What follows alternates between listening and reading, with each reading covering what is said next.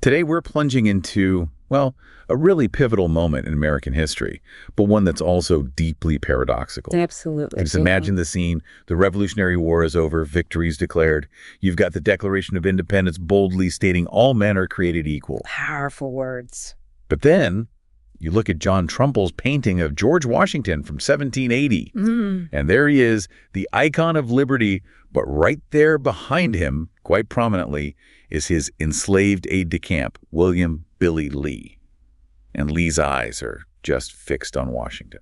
It's an incredible image, isn't it? It immediately throws that massive contradiction right in your face. The contradiction at the heart of the new nation. Yeah. You have these incredible revolutionary ideals about equality, freedom for all, and then you have the actual lived reality for so many, which was enslavement. That gap, that chasm between the words and the reality, it's huge. And it's something that founding generation was constantly wrestling with. And that wrestling, that tension, that's exactly what we're going to unpack today. This deep dive is all about how they grappled with these foundational questions. We'll dig into some, frankly, surprising debates they had about what a republic even meant versus democracy. We'll look at how much the revolution really changed things for women, for Black people, for Native Americans. Or how little in some cases. Exactly. And we'll explore the dramatic events that pushed them towards writing the U.S. Constitution. Yeah, and to do that, we've been digging through quite a range of sources, historical texts, of course, but also personal letters, which can be really revealing, and naturally the constitutional documents themselves. We're trying to pull out the key insights from all of them. Okay, so let's start right after the war. Yeah. Monarchy is gone. That's the only system most colonists really knew, right? Yeah. 18th century Europe was all kings, dynasties, endless wars. And they were deeply, deeply fed up with George III. They saw him as a tyrant, someone who trampled on their traditional English liberties. So the big question was, what now? What replaces the king? It must have felt like stepping off a cliff. In a way, yeah. The anger towards monarchy really opened the door for some radical thinking. You had Thomas Paine's Common Sense in early 1776 calling for a state without a king, a republic. That was a huge leap for many people. And the declaration, Jefferson's declaration later that year, it made the break official, but it didn't actually say what the new government would look like. It left that wide open. They knew what they were against, but what they were for, that was still being figured out. So this idea of a republic, today we might think, oh, that's basically a democracy. But they saw a distinction, didn't they? A really crucial one. Oh, absolutely. For them, a republic meant citizens appoint or select representatives to govern for them. They looked back to the Roman Republic as a model where citizens had overthrown a king and then chose their leaders. It was all about representation, not direct popular rule. And Washington. His actions after the war really seemed to cement this Republican ideal, didn't they? Completely. He didn't grasp for power. He retired as commander-in-chief, went back to Mount Vernon. He consciously modeled himself on Cincinnatus, the Roman ideal, the leader who saves the republic and then goes back to his farm. That Society of the Cincinnati motto, he relinquished everything to save the republic. That says it all. It really does. It shows how powerful that ideal was, at least among the leadership. Okay, but here's the twist that might surprise a lot of listeners today. Many of those elite revolutionaries, the wealthy landowners, the merchants leading the charge, they were actually afraid of democracy. Deeply afraid. That's the key thing to grasp. For them, pure democracy, like direct rule by the majority, equaled mob rule. They genuinely thought it would lead to chaos, instability, maybe even ruin. So it wasn't seen as the ideal alternative to a king at all. Not by many of the elite, no. James Madison laid it out pretty starkly in Federalist Number 10. He basically said democracies are messy, violent, short-lived, and terrible for protecting property rights. They were terrified that the less wealthy majority might just vote to take away their property or upend the social order. That fear really shaped their thinking about government design. So the big debate wasn't really if it would be a republic, but more like who gets to rule within that republic. You had these competing groups. Right. You had the conservative Whigs, who kind of envisioned government run by a sort of patrician class, the established wealthy families. And then you had the radical Whigs pushing to broaden participation to give more people a say. And this wasn't just about politics, it was a whole social philosophy too, right? This idea of civic virtue. Yes, very much so. The belief was that a republic could only survive if its citizens were virtuous. If the people themselves became corrupt or self-serving, the whole experiment would just collapse. And how did they measure virtue? It seems like property ownership was a big part of it. It often was, yeah. The thinking went that if you owned property, you had the greatest stake in society. You had something to lose, so you could be trusted to make responsible decisions for the common good. Which, of course, meant limiting political rights, like voting, mostly to those who own property. It definitely shows a bias towards the elite. Absolutely. It's right there. Even someone like Benjamin Franklin, with his famous 13 virtues, temperance, frugality, industry, all that, it was aimed at cultivating the kind of character they thought was necessary to keep the republic afloat. Though, you could argue about what crucial virtues he might have missed. So we have these grand ideals, but also these deep fears and biases. How did this play out in reality? Did the revolution actually change the day-to-day lives and status of different groups? Well, that's the thing. Despite all the revolutionary talk, a lot of the traditional ideas about race, about gender, about social hierarchy, they remained pretty firmly in place, especially among the elite. They weren't really aiming for a complete social upheaval. Let's talk about women. You mentioned coverture, feen, covert. What did that actually mean for a married woman? It meant she essentially ceased to exist legally as an independent person. Her property, her earnings, any contract she might want to make, everything, was under her husband's control. She had no separate legal or economic standing. And the revolution didn't change that fundamental legal reality. But some women were pushing back, right? Yeah. Even within those constraints. Yes, definitely. You see voices emerging, particularly among privileged, educated women. Abigail Adams's famous Remember the Lady's letter to John in 1776 is a prime example. She's pleading, don't put such unlimited power in the husbands. And John's response was? Yeah. Less than enthusiastic. Famously dismissive, yeah. He basically laughed it off. It shows just how ingrained those masculine systems, as he called them, really were. But Abigail Adams wasn't alone. What about others, like Mercy Otis Warren or Judith Sargent Murray? Right. Mercy Otis Warren was remarkable. She wrote influential anti-British plays and pamphlets right in the thick of the political debate, and later published a major history of the revolution. Judith Sargent Murray argued forcefully for women's economic independence and for equal education, based on the idea that women's minds were inherently equal to men's. So challenges were happening. Did the revolution change women's roles in other ways, even if not legally? It did, through this concept that historians call Republican motherhood. The idea was that women now had this crucial civic duty to raise virtuous sons, future citizens who would uphold the republic. Ah, so their role was tied to the survival of the new nation. Exactly. And this emphasis on needing educated mothers to raise good citizens, actually, somewhat ironically, opened up new opportunities for women's education. If they needed to instill Republican virtue, they needed to be educated themselves. Okay, let's shift to perhaps the most glaring contradiction. Yeah. Race and slavery. How did all men are created equal, square, with a society built on enslaved labor? It's the fundamental paradox, isn't it?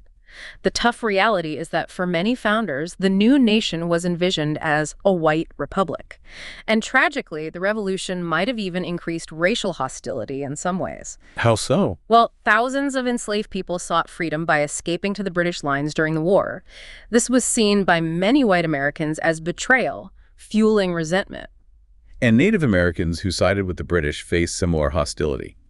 You mentioned Jefferson and Payne using pretty harsh language about them. Yes, terms like merciless Indian savages in the Declaration itself. And slavery just remained this enormous, undeniable hypocrisy sitting right alongside the ideals of liberty.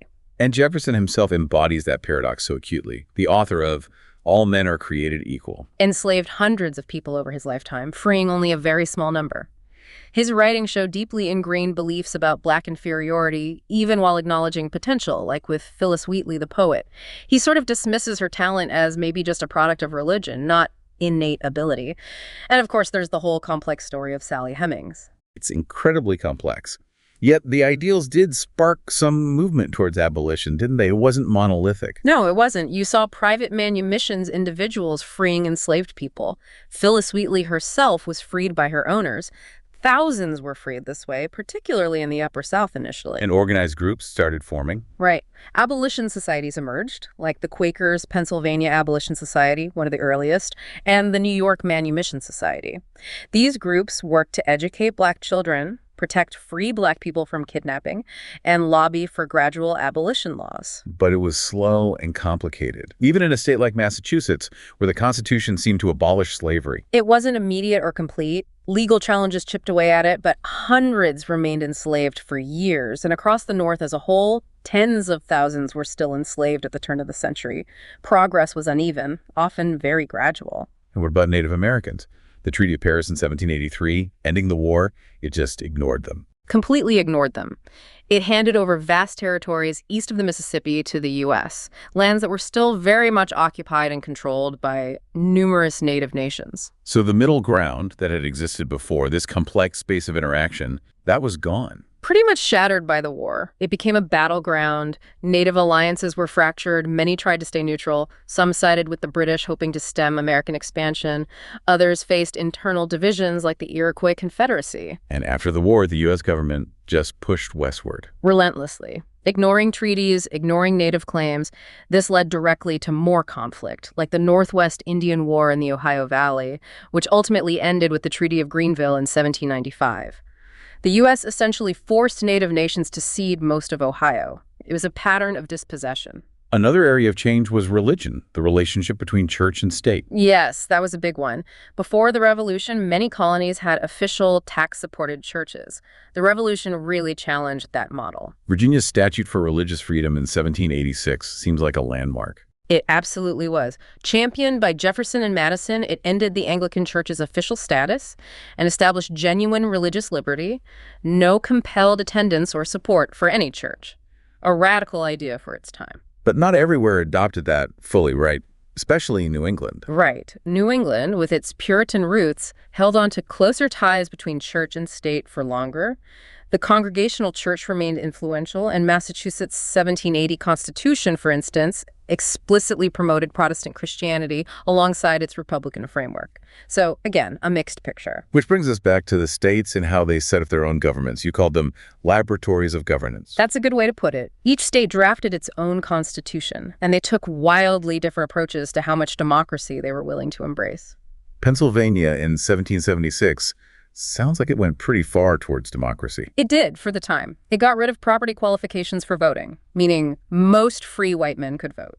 It had a single-house legislature, no powerful governor, very democratic, relatively speaking. And people like John Adams were horrified. Absolutely horrified. He thought it was far too democratical, destined for chaos. So what did states like Maryland or South Carolina do? They went the other way. Maryland, 1776, and South Carolina, 1778, put in really high property requirements, not just for voting, but especially for holding office. They were deliberately trying to keep power in the hands of the wealthy elite. And Adams's own Massachusetts Constitution from 1780. It reflected his fears. A strong governor with veto power, high property qualifications for voting, and even higher ones for holding office, and judges appointed for life. It was designed to check popular power. So all this experimenting at the state level, but they still needed some kind of national government, right? Which led to the Articles of Confederation, a league of friendship. Yeah, and maybe not even that friendly sometimes. It was designed to be weak, deliberately weak. Remember, they were reacting against what they saw as British tyranny, strong central control. So loyalty was mainly to your state, not the nation. Primarily, yes.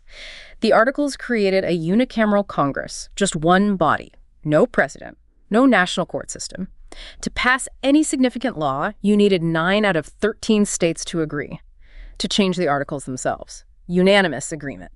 Sounds impossible. Pretty much paralysis by design. And the biggest flaw, the one that really crippled it, was money. No power to tax. None. Congress could ask the states for money, but the states often just didn't pay up. They were drowning in war debt, couldn't pay soldiers, couldn't pay foreign creditors, couldn't even effectively manage trade. So foreign goods just flooded in. British goods, yeah. Undercutting American producers. Congress couldn't enforce treaties or create a unified commercial policy. It was chaos. And this led to calls for a stronger government from figures like Hamilton and Madison. The nationalists, they saw the weakness was fatal. They tried to get a simple 5% import tax passed just to give Congress some revenue, but Rhode Island blocked it. Just one state could veto crucial measures.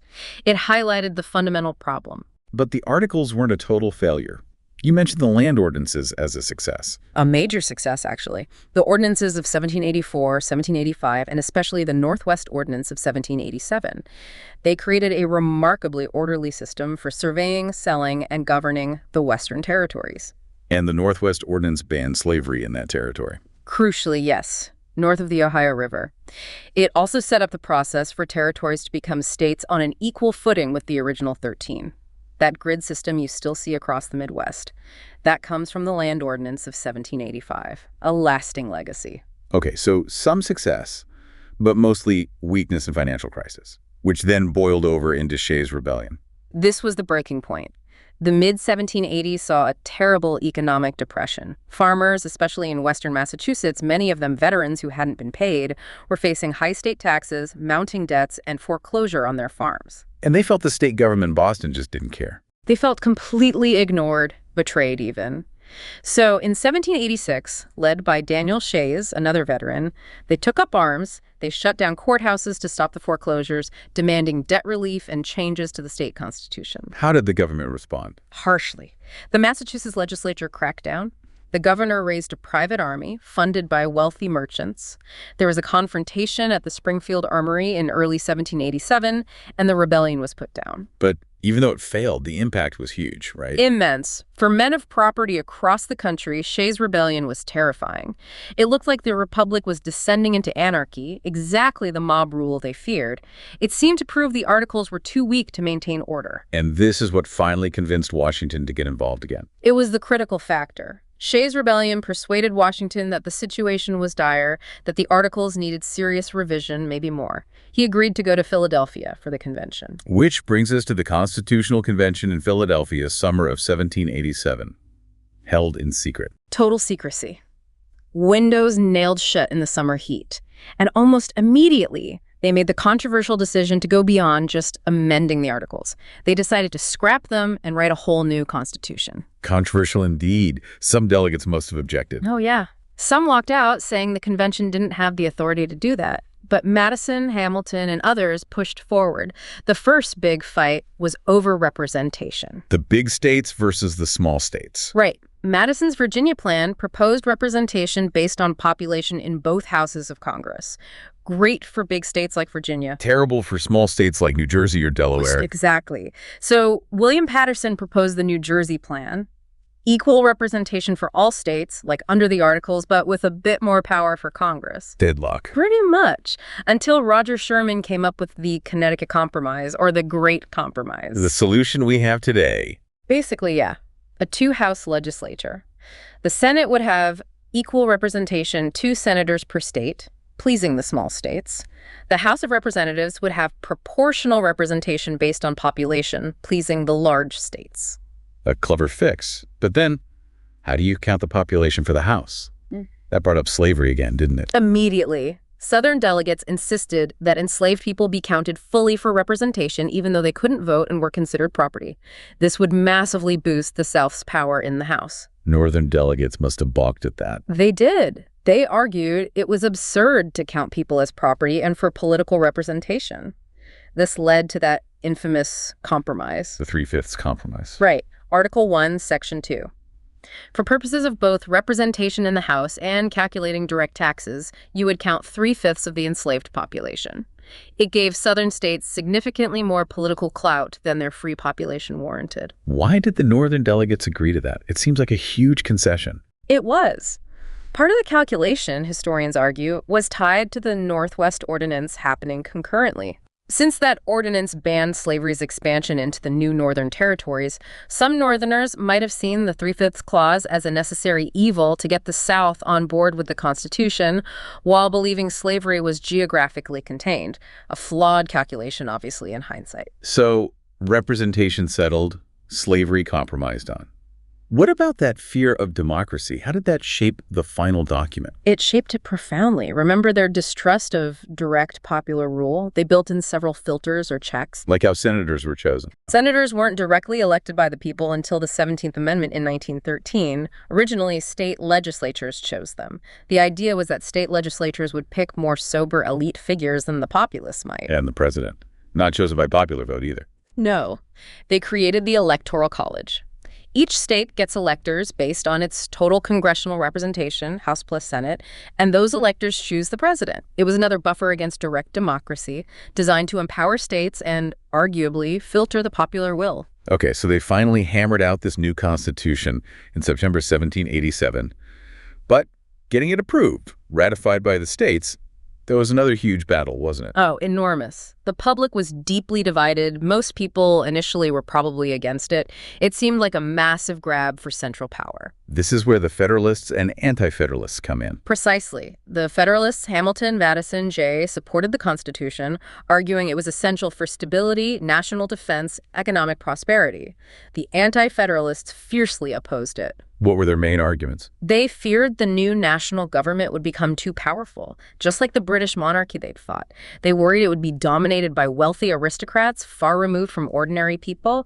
And critically, they hammered on the lack of a Bill of Rights to protect individual liberties. And the Federalists had to defend this new structure against charges that it wasn't democratic enough or maybe too powerful. Absolutely. You see Hamilton, for example, arguing forcefully that pure democracy was dangerous, equating it with mob rule and tyranny, defending the Republican structure with its checks and balances as the safer path. And the Federalist Papers were part of this campaign. A brilliant public relations campaign, essentially. 85 essays published in New York newspapers arguing point by point for the Constitution. Madison's Federalist number 10 is probably the most famous, arguing that a large republic was actually the best way to control the dangers of factions, political parties, or special interests, because you'd have so many competing interests that no single one could easily dominate. Did it work? Was ratification easy? Far from it. It was incredibly close in several key states, Massachusetts, New York, Virginia. The votes were very narrow. Rhode Island held out until 1790. The opposition was strong and deeply felt, reflecting real fears about centralized authority. It wasn't a slam dunk at all. So what a journey. From breaking with a king, trying to figure out what a republic even meant, wrestling with that deep fear of democracy, making these really difficult compromises, especially over slavery, and finally forging this Constitution through intense debate and a very close ratification fight. It really underscores that the founding wasn't some smooth transition to a pre-agreed form of democracy. It was messy, contested, full of contradictions and compromises. And connecting it back, it brings us right back to that painting, doesn't it? Yeah. Washington and Billy Lee, that inherent tension baked in from the start. Those contradictions, liberty and slavery, equality and hierarchy, they were woven into the fabric of the nation from day one. So maybe the final thought for you, the listener, is this. Considering these foundational debates, this initial skepticism about pure democracy, the compromises made, how do those origins still echo today? How might our understanding of American governance, our debates about power, representation, equality, how might they still be shaped by the choices and the contradictions of that revolutionary generation? Something to really chew on.